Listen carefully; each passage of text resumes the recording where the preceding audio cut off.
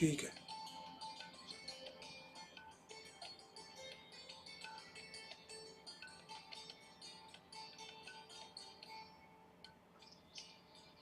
जी।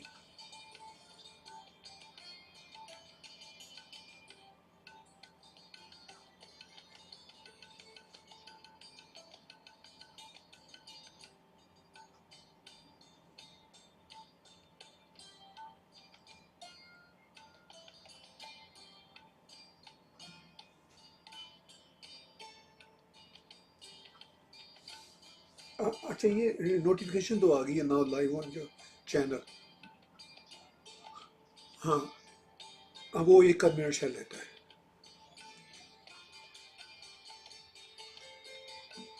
अच्छा, वो मैंने बड़ी की तो है।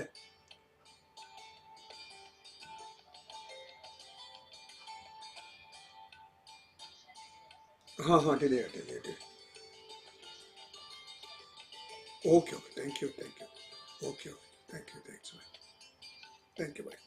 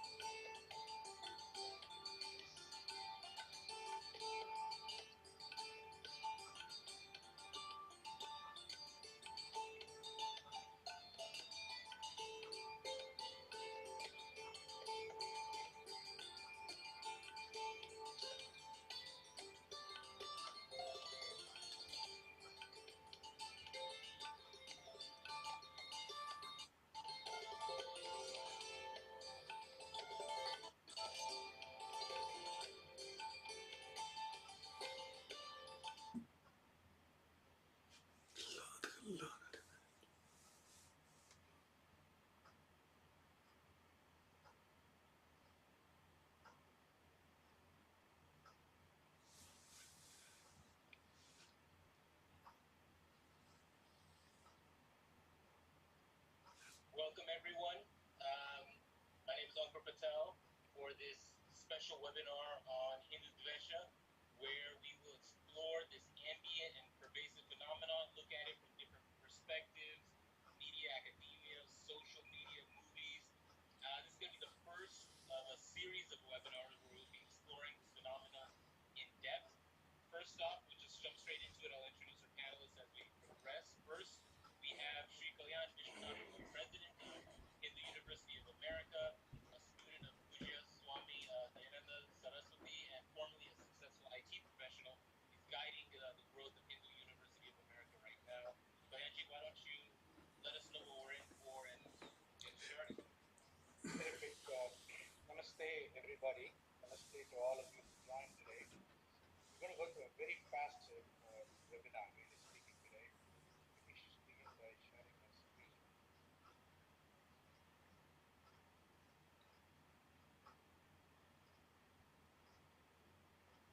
So we're calling this webinar Hinduphobia, Hinduphobia. So we are introducing a term called Hindudvesha. We'll have a lot to say about its relationship with other term, the cognate term Hinduphobia. The sponsoring organizations for this webinar are AHAD, American Hindus Against Defamation, and the initiative of the World Hindu Council of America, and Dharma Civilization Foundation, also based in Los Angeles. Now, we want to start with the question, what is a phobia? What is a phobia? Phobia, very simply, is as per the dictionary, an extreme or irrational fear of or aversion to something. Examples are fear of crowded spaces or confined spaces, fear of heights, fear of spiders. Photophobia is fear of solitude. Islamophobia is fear of Islam. Hinduphobia, fear of Hinduism. Now, if you look at it in that sense, the question really that arises naturally is there or is there not a visceral fear of Hindus or Hinduism really? It's widespread. Now, after all, what is there to be so scared about Hindus? The Hindus have not historically threatened anyone. Hindus have not launched proselytizing missions seeking to convert the entire world. They've not tried to replace other religions, philosophies, and ideologies. They've not tried to conquer and colonize the entire world. They've not enslaved, exterminated whole people. None has been done. What is there to be so scared about Hindus? It's a very important question. Now, if you look at the two terms, Dvesha versus phobia, Dvesha comes from Sanskrit. Phobia comes from the Greek phobos. They have an overlapping meaning. So if you look at Dvesha, you get dislike and hatred. And you get phobia, you get fear or horror. Where they converge is repulsion and aversion. Both kind of lead to the same sort of endpoint, repulsion and aversion. They come from two different angles. Dvesha is dislike and hatred that's more prevalent. Phobia is fear, terror, or horror that's more important. So here is a definition. Hindudvesha is a Sanskrit word. Dvesha is a Sanskrit word meaning aversion, repulsion, or hatred. Deep-rooted emotional response negatively towards one specific word. Something or some phenomenon that is going on in one's world. Dvesha, like systemic racism or anti-Semitism, is an ambient, all-encompassing discourse that denigrates and delegitimizes the Hindu people, because it relentlessly problematizes, dehumanizes, demonizes them as the Hindus. Its accusatory rhetoric treats Hindus as objects or patients to be examined and diagnosed. Presupposes of their truth. Something about the Hindus and Hinduism is irredeemably bad, wrong, evil, demonic. For example, here is a colonial era example taken from James Mill's History of British India. Now, every single adjective that's used in this extract have been used to describe the Hindus by James Mill. This book, History of British India, became standard textbook material for all the British who participated in the governance of India in the colonial era. So during the colonial era, it was perfectly fine to talk about the Hindus in these terms. Just look at some of these words: degraded, hierarchical, oppressive, wretched, frivolous, savage, barbaric, unsystematic, and on, incoherent, ignorant, grovelly, hardly different from monkeys. So this is a particular way of defining the Hindus. Overall, painting them all with one brush.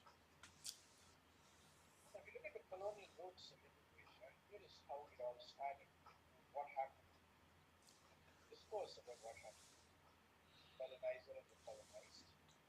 British were the colonizers. India was colonized. We were the Marxist groups. We were the exploiters, and India got exploited. Literary exploitation. But the discourse about what happened was transformed, was different. was framed differently. British present their own self-definition as emancipators, as civilizers. What were they civilizing? They were solving a problem within India, which was framed in terms of an exploiter-exploited divide within India.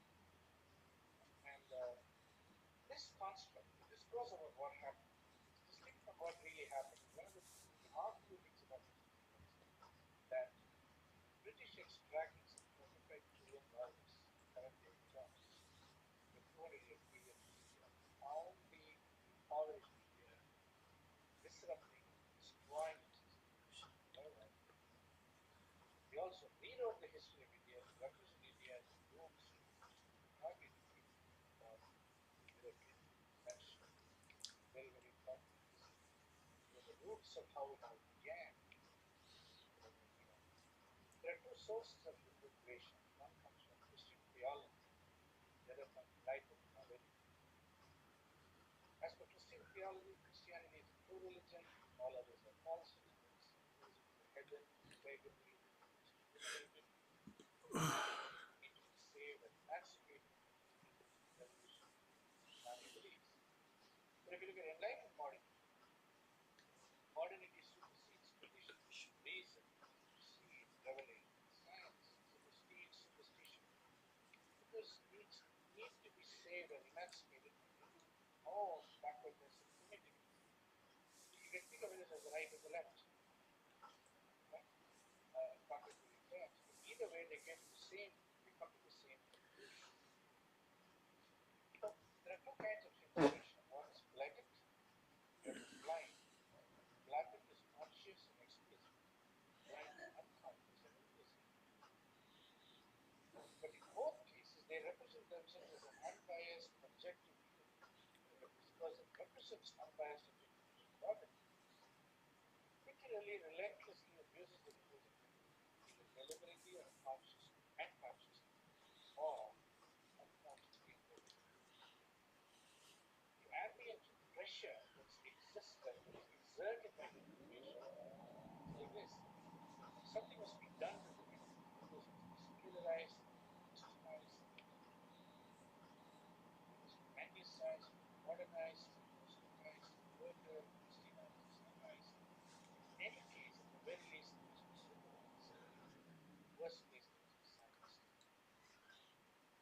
And the problem that this ambient pressure that is exerted by Hinduism on the Hindus, the Hindus end up being ashamed and embarrassed of their own tradition. They get confused. They feel accused constantly. They have to be on the defensive, like the California lawsuit against Cisco, for example. And they feel denounced. This is the ambient pressure of Hindudvesha. Now, recognizing Hindudvesha, I'll check this. There's a lot on this slide, but I'll try to wrap it up very quickly. Are the Hindu people a legitimate people? Do they have a right to exist? No. Blatant Hindudvesha would say no, never. Hindus are not a legitimate people. Blind Hindudvesha may say maybe, but with appropriate oversight. Well, oversight is one word. The Hindu traditional culture have a legitimate place in contemporary society. Blatant Hindudvesha would say not at all. They need to be destroyed, uprooted. Blind Hindudvesha would say maybe they have a legitimate place, but they need to be saved or they need to be reformed. This is the whole reformative approach to it. Can the Hindu speak up as a Hindu, or does a Hindu have to be co-opted in order to be legitimate? Blatant Hindudvesha would say no, the Hindu voice must be silenced. Blind Hindudvesha would say maybe they agree and conform. Conform to what exactly? Well, it is a discourse about Hindus generated by those who exert the pressure on them. To what extent are the problems of Hindu society being caused by invasions and colonization, on which during its time Hindus were completely victims? Blatant Hindudvesha will not even look at it, not even a little. Such questions are taboo, cannot ask them. Either willfully or blindly, never asked, like blind. So all problems in Hindu society today need to be traced back to some essential aspect of Hinduism.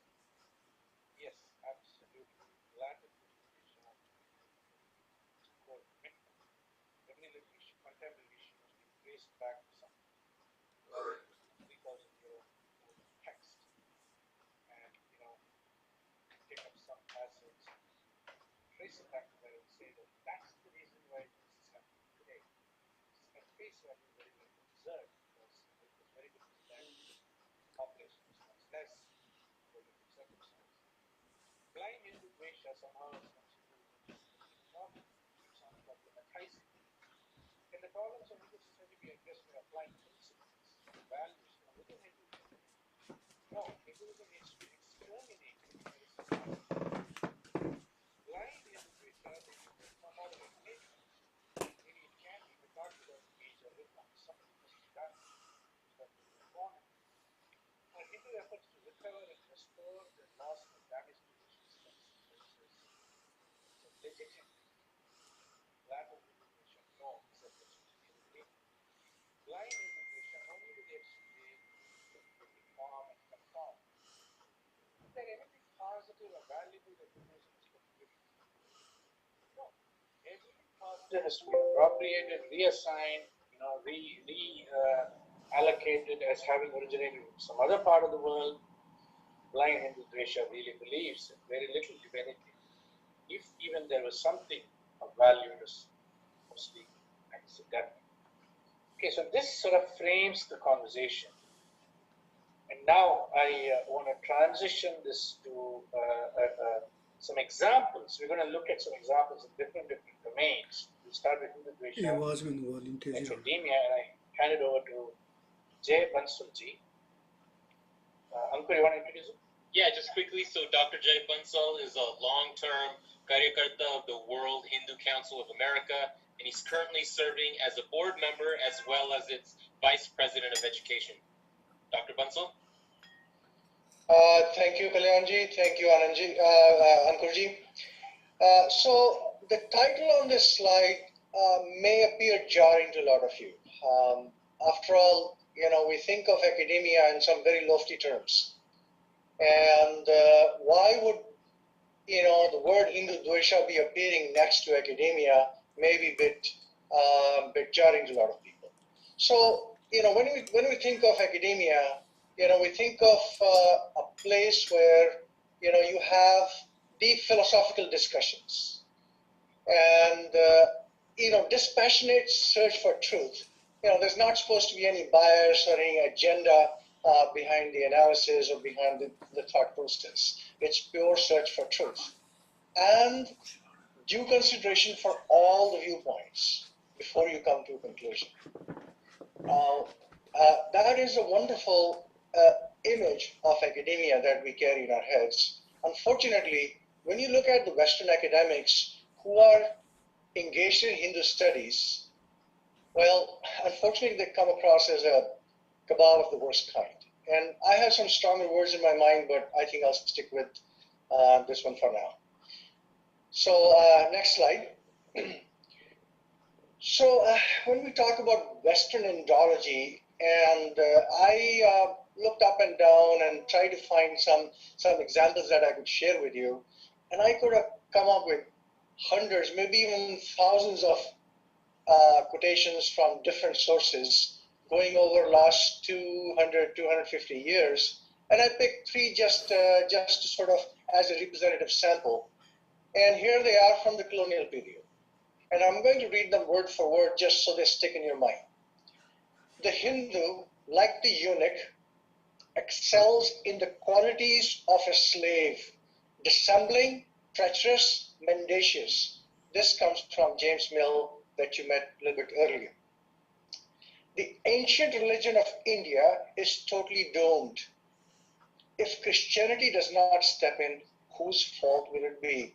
This comes from Max Muller. Its gods are misshapen, wild, cruel, lascivious. This comes from a luminary called Oldenburg of the German Indology creed. Now, what is their mission? Their mission is very simply to destroy the Hindu social structure by any means possible, fair or foul. Next slide, please. So you might be wondering, why are we talking about things that were said or written 100 years or 200 years ago? Well, surely that was colonial period, and now we are in a free world, and surely things have changed for the better. Unfortunately, we would be wrong. Here are 3 examples from the current era. These are well-respected professors of theology in very highly thought of universities in America, and you'll find people like that all over the world, but we picked examples from our own backyard. So first one is from Wendy Doniger, a very well-respected professor at University of Chicago, and this is a statement she makes about Ramayana after Sita ji has been abducted, and it's describing Sri Rama's,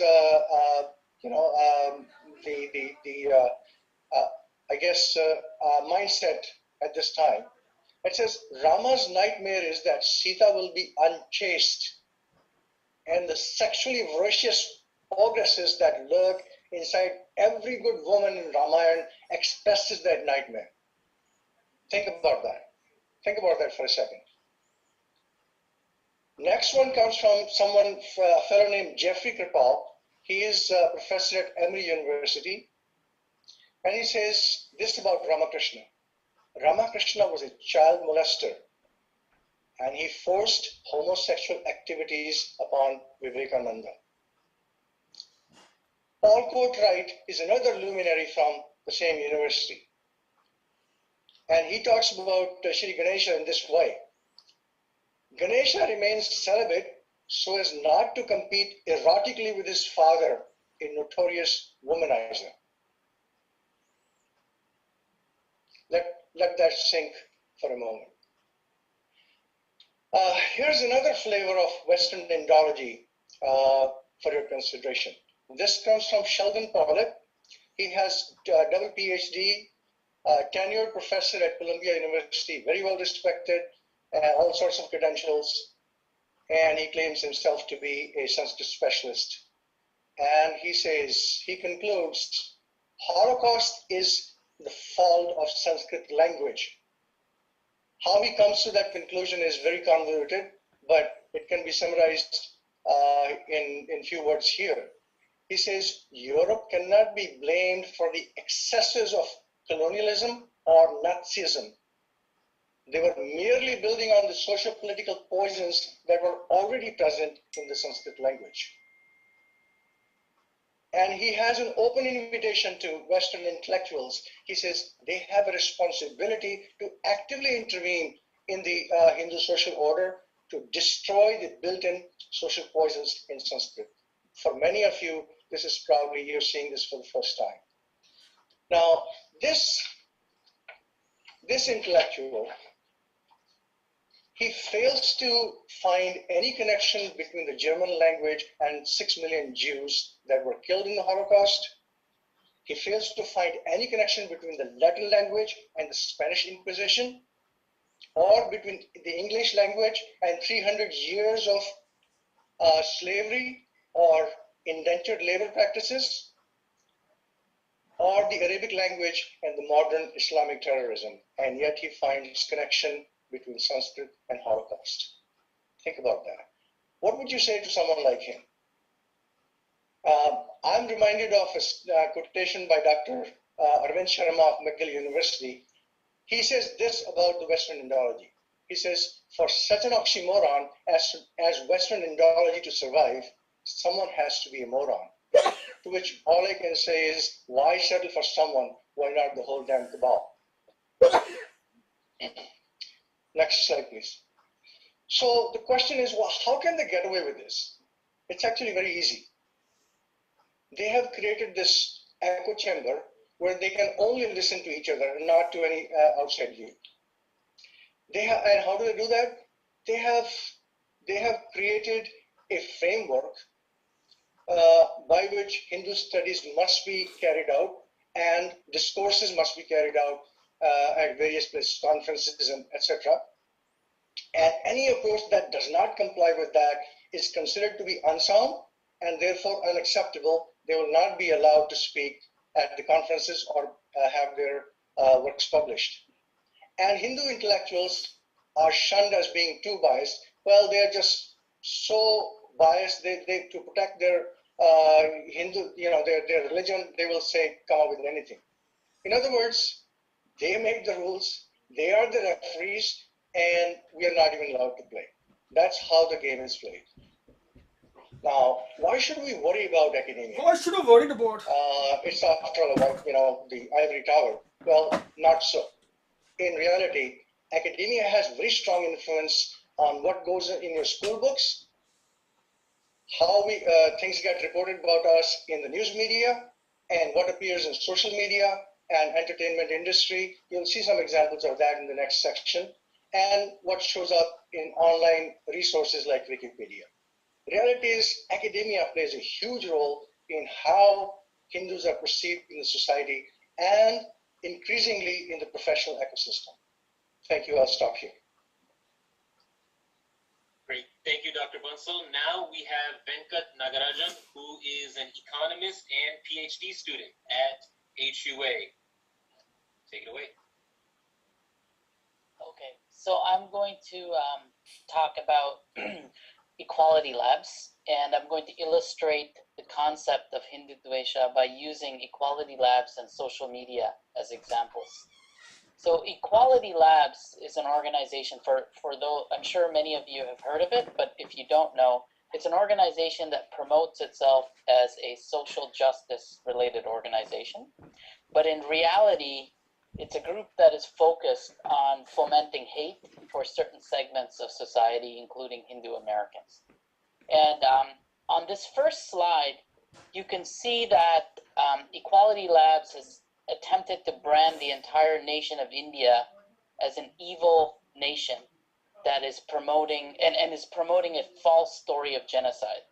So when I look at this gory image in the middle and assess it in conjunction with all the images on the side, I can see extreme hatred and anger and a call, essentially an implicit call for extermination of Hindus. And basically, Equality Labs is very clever because in hiding it's very good at hiding its hate and implicit calls for violence in the so-called social justice artwork. So let's go to the next slide. So, Equality Labs uses three promoting its hatred. And it basically produces propaganda reports, articles, and hate. And three, it motivates and inspires its social media followers and political allies to weaponize propaganda. And what I'm going to do is in the following slides, I'm going to show examples of each of these three through which the organization promotes its hatred. So number one, we're going to talk about its propaganda material. So it produced this dubious caste report in 2018, and this caste report is based on a tenuous survey, and the survey is given this sort of veneer of objectivity, even though biased, and it's very it's not the least bit objective. Okay, so basically, what does this report, which is based on this tenuous survey, conclude? It concludes slides. So can we move to the next slide? Here's an example of the organization's granted. Okay, can we go to the next slide? So this is a picture of how the organization is motivating. This picture illustrates how this organization is motivating its social media followers and political allies weaponize its hatred. So this organization has succeeded in getting the government of California to weaponize its hate, and this, it's basically aiming to get Hindus brand. So how does social media facilitate and propagate Hindudvesha? It does this high-profile media personalities who have demeaned and insulted Hindus and their culture and religion. He was an NPR producer And she equated Hinduism with piss drinking and dung worshipping. And now she's been removed or fired by NPR, but the question is, how did she get hired in the first place? Because this definitely is not the first time she's expressing comments like this. So it's important to keep that in mind. And also, NPR has hired an individual who used to be a former editor at the Atlantic magazine, and this editor has written articles where he basically implied that a large segment of Hindus drink cow urine as an elixir. So he's now employed by NPR, a taxpayer-funded organization. So it's important to kind of be aware of. The one on Bhakta, I was pretty shocked. I mean, I've lived very long in India as a student, and I'm from Trinidad in the Caribbean, and I thought I always knew Bhakt was a wonderful word. Bhakt was a beautiful word. When did that change? So here are the writings that they identified: Marxist, leftist, and conversion writings. Writings that delinked Hinduism from yoga. The Pakistani textbooks with disinformation on Hindus, the American Academy demonizing Hindu deities and civilization, American school books, and misrepresentations of Hinduism. Next. Some behaviors and actions that they listed. We face racial oppression, various parts of the world.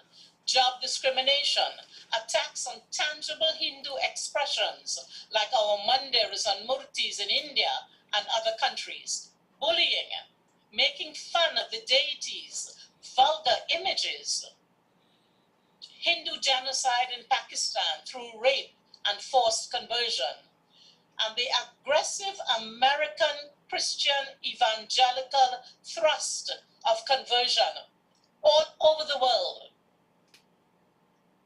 America's interference in India's policies via congressional hearings and state resolutions. These were all identified by our respondents. Next.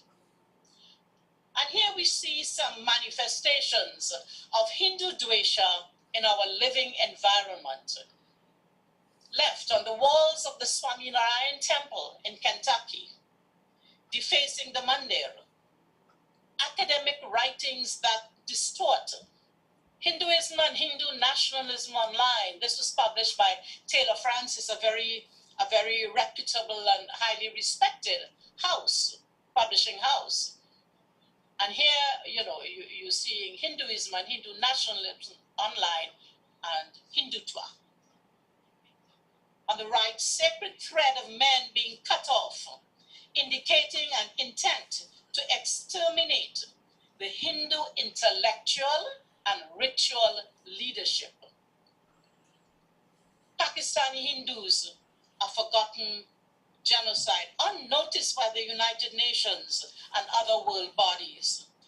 A UK report on Hinduism in schools says that the misinformation about Hinduism has led to bullying and racial hate crimes against Hindu children in the schools. Guyana and Fiji, Caribbean countries, especially Guyana and Fiji, Caribbean countries, especially Guyana. Then we have Fiji, all post-colonial countries where Hindus have consistently been victims of institutional racism and political victimization. Can you recall Uganda in Africa? Next slide. I want to look here at India and the diaspora. India's history with its foreign invasions, imperialism and colonialism. This should leave us asking. Look at the colonialism, the Marxism, the systemic racism, and the discrimination. This should, have us asking, who came? What did they do? What was their mission? What was the impact on the indigenous peoples? Where did the foreign forces go? Why did they come? When did they come? And how did they fulfill their mission? The who, what, where, why, when, and how we use in journalism. February 14, 2019, the suicide bombing of 40 of Central Reserve Police Force in India. This was led by the Pakistan-based terror group. And this should remind humanity of the grander design behind it all. And again, ask the question, who, what, where, why, when, how much? The jihadists also released a video describing Hindus as impure, polytheistic, cow urine drinkers. Now we, the adults, must, as far as possible, provide all children with a positive environment in which to grow and flourish, and to prepare them to identify and counteract any Hindudvesha they are likely to encounter in their environment. Their self-esteem, their identity, and their understanding of Dharma, for example, determine their emotional and spiritual health.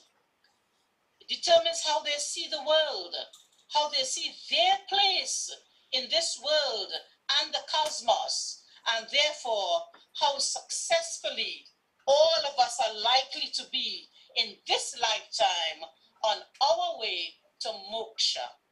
I end by asking, how aware are we? Thank you. Namaste. Thank you, Indraji. Before we open it up to Q&A, let's hand it back over to Dr. Bansal for some contextualizing closing thoughts. We'll take Q&A after that, and we'll drop some more links in the chat about where you can go and get more information as we get through this. Dr. Bansal? Yes, thank you. So the whole purpose of this first webinar in this series was to give you a bird's eye view of what Hindudvesha is. Different speakers, previous slide, please. You heard from a number of speakers about these different domains and their message, the way they are messaging the hateful sacred identity, and the main purpose is to shake the Hindu social structure from its roots.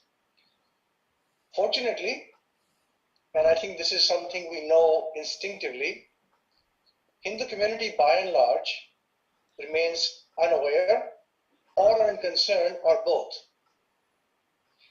And quite frankly, I think this frog sitting in a pool of water that's being heated from the bottom is probably a good metaphor for where we find ourselves today.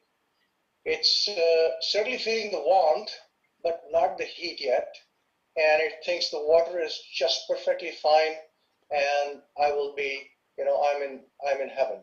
Well, that's one metaphor comes to mind, and I won't take too much time, but it's that of a pigeon and a cat. They say when a pigeon sees a cat coming towards it, it usually closes its eyes, thinking that if I cannot see the cat cannot see me either. Unfortunately, cat is not persuaded by that trick, and usually it ends up badly for the pigeon. So, the next slide, please. And we are really privileged to bring it to the Hindu diaspora. I'm gonna look at the Q&A box for questions, and absolutely nothing happens. The Hindus turn the other way, and Jem's analogy was very good. If the pigeon just closes its eyes, The Hindu narrative, how do we put it forward? Medicine, and so we're somewhat insulated from this problem. So how to build a narrative and how to counter this is a major undertaking that Hindus have to take up at some point in time seriously. In fact, the Hindu University of America is an important place where such activities can be initiated at least. Is there an in between racism and Dvesha? Absolutely. But the racism probably is the is the mother of all problems and challenges here. And in fact, Hindus have to understand how race as a category got constructed. The amount of effort that went into creating the different races and ordering them, and making them superior races and inferior races, mixed races, pure races, and racial hierarchies, and imposing that conversation, that discourse upon. So very important point. What kind of Hindudvesha can be expected from the new democratic government? A great deal, I can tell you. Hindudvesha may not be understood by American mainstream society. So Hinduphobia, yeah, so we're going to use the two terms kind of interchangeably. Hindudvesha, systemic phobia. Now, but let's be very clear. Nobody's afraid of the Hindus. That's why there is so much dvesha going on. Yeah. It's unchecked, unchallenged. What is Equality Lab? You can Google them and find out that they have been instrumental in getting the state of California to suing Cisco systems on a caste-related matter. Who's sponsoring? Yeah, there's lots of people behind that. Right. Going Is there through one? the Is there one? questions. Yeah, go ahead. So the whole conversation about umbrella organizations and what Hindu organizations are doing, obviously what we're doing here isn't an umbrella organization, but we're bringing this conversation forward, creating the platform. And I don't know if Dr. Bansal, you want to take a shot at that? Yeah, I think you said it well. We are, we're clearly trying to raise the awareness so that, I think the backdrop to where we find ourselves is clearly that we as a Hindu society are not united. We're not united in purpose. We're not united in, thinking about this phenomenon in the same way. We are as a matter of fact, some of our own, members of Hindu community are guilty of exercising Hindudvesha. So that is a problem. So the first thing to do is actually bring the awareness to the society, raise their temperature a little bit about the issue so that they have a little bit first to come together. If they do not feel the threat, then they will not come together. There is nothing like having a gun to your head to focus your brain. And that is the whole point of bringing this information to the Hindu society. And we're hoping that a common purpose and potentially an umbrella organization would emerge out of that, but we're just working towards that. Okay. Why does the academia ignore Islamic ills? Very simple, okay? See, Islam imposes consequences regularly and in a pretty devastating way. Okay, that's all I will say. When Pollock, so any insight, if you follow the money, we need to figure out a way to change the money dynamics. Yeah, I think there's a lot to be done. And so, Kalyanji, I want to add to that money part.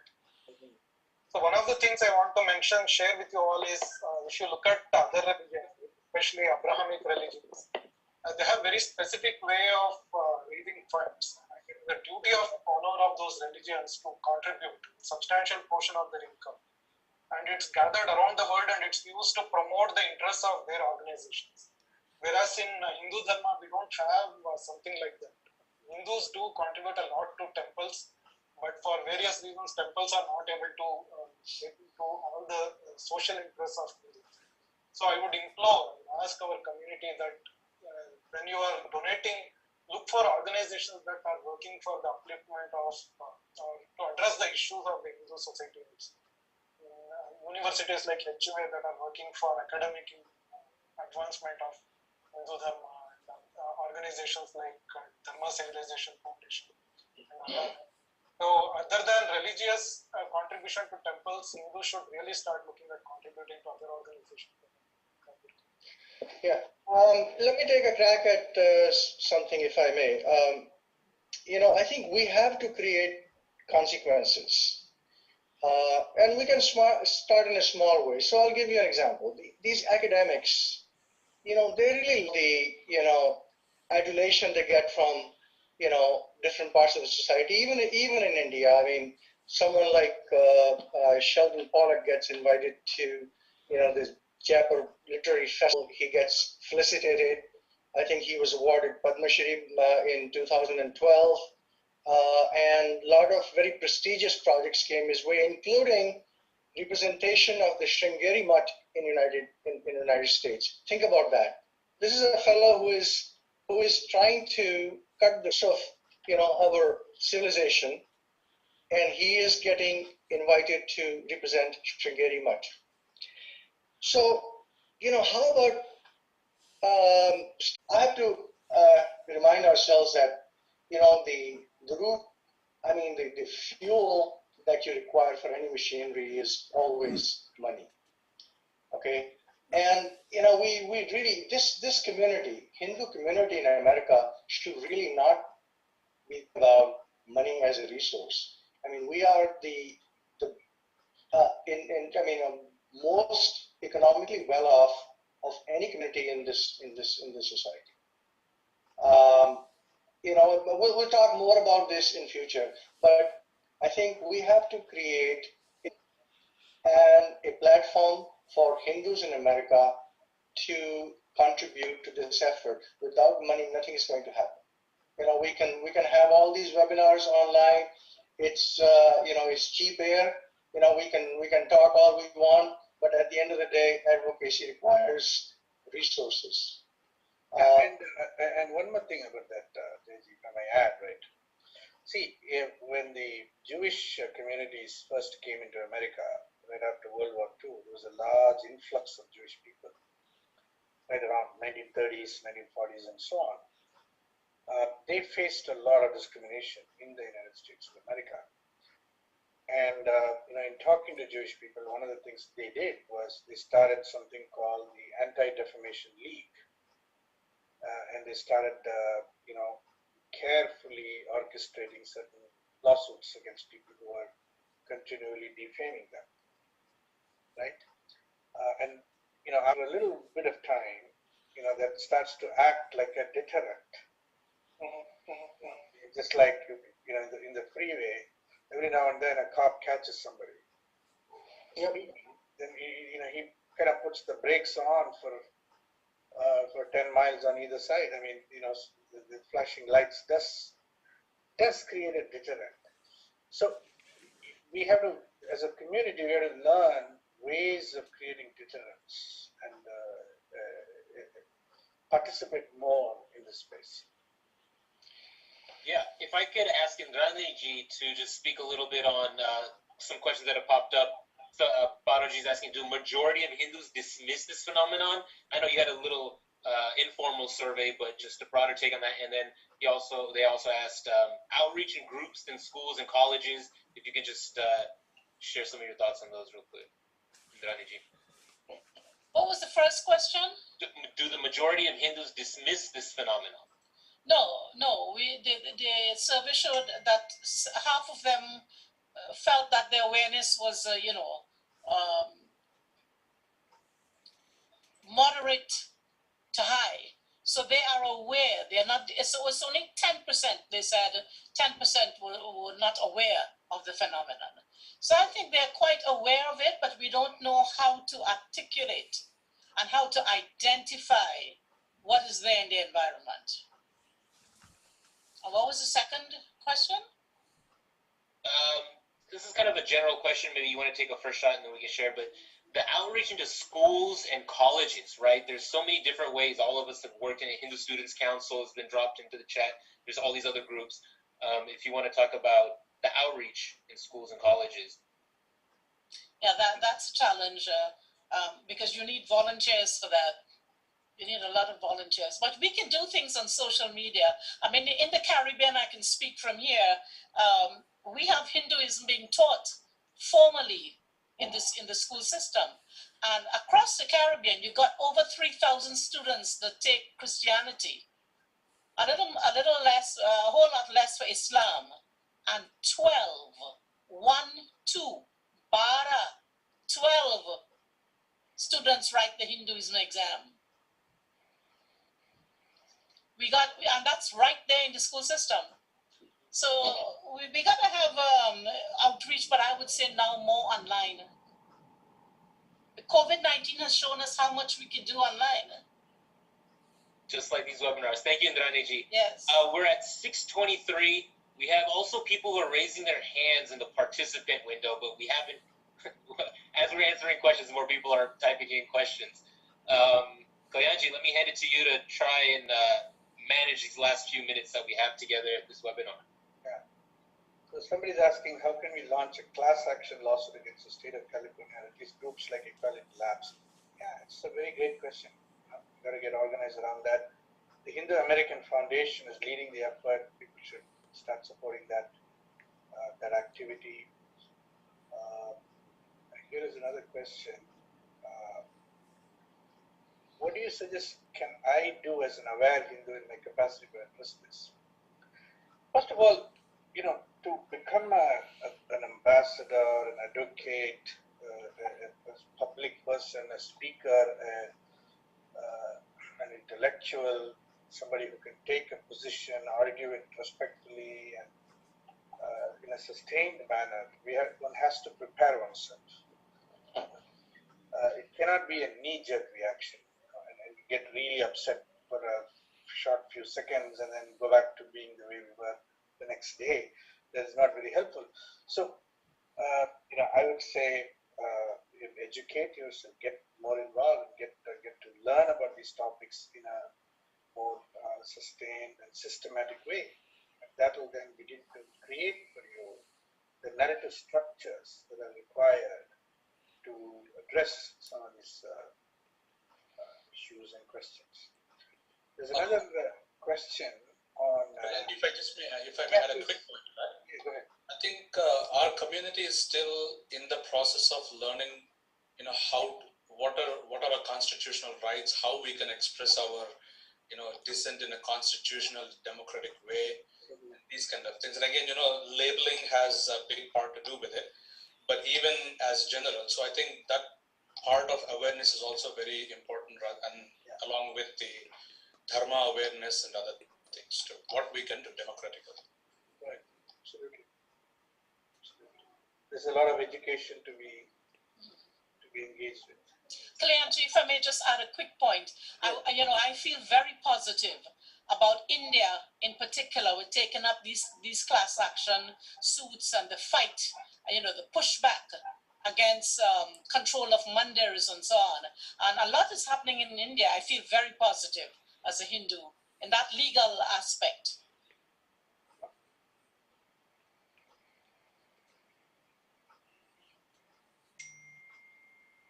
Okay, let's see, what else here?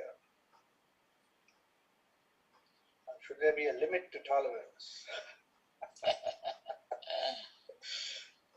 Seems tolerance is unlimited, right? I think we've been overfed on Ahimsa Paramo Dharma. All fine, which is all fine, but you can always fight intellectually. You can always fight in a dharmic way. Raise your voice. That is also a way to oppose the dharma and fight. There is a question about related to awareness about the Holocaust Museum. Obviously there is a Holocaust Museum for Jews. Having I think Hindus are not used to playing victim.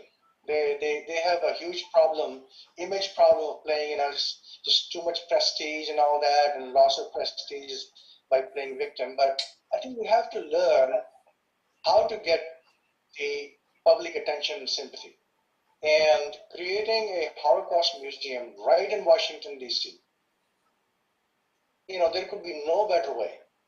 There could be no better way, no more visible way to actually create awareness for what Hindus have suffered over the, its 1,000-year history and what they're going through today.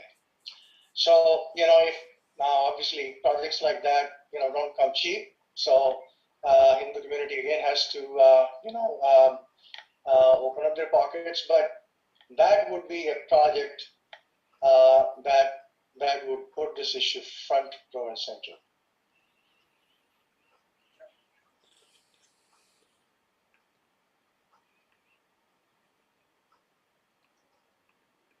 So there was a question here that I saw related to